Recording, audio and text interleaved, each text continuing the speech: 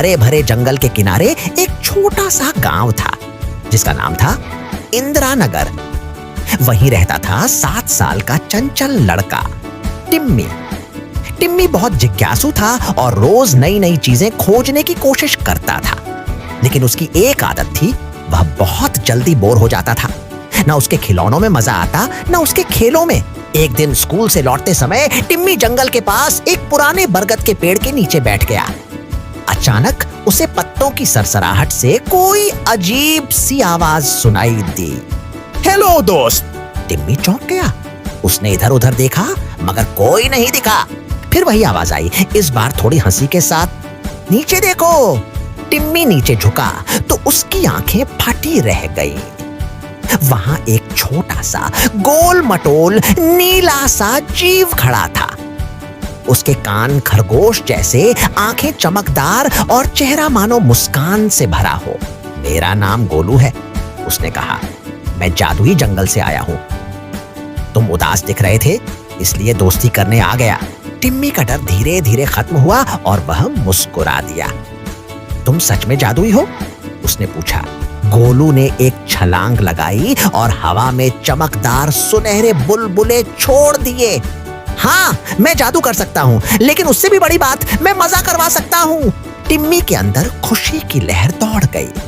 वह गोलू के साथ जंगल की ओर चल पड़ा। जैसे ही वे अंदर पहुंचे, गोलू ने अपना पहला जादू किया। उसने अपनी छोटी छड़ी घुमाई और कहा, चिंग चिंग फुं। तुरंत ही सामने एक बड़ा पेड़ खिलौनों के पेड़ में बदल गया। उस पर झूले, रंग बिरंगे गेंदें, कारें, गुड़ियां, सब कुछ लटक रहा था।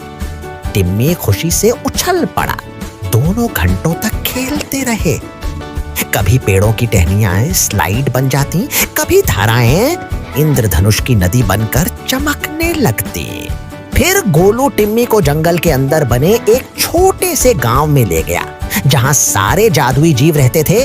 उड़ने वाली बिल्ली, हंसने वाले बंदर और गाने वाले फूल।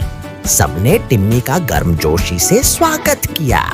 टिम्मी इस जादुई दुनिया में इतना खो गया कि उसे समय का पता ही नहीं चला।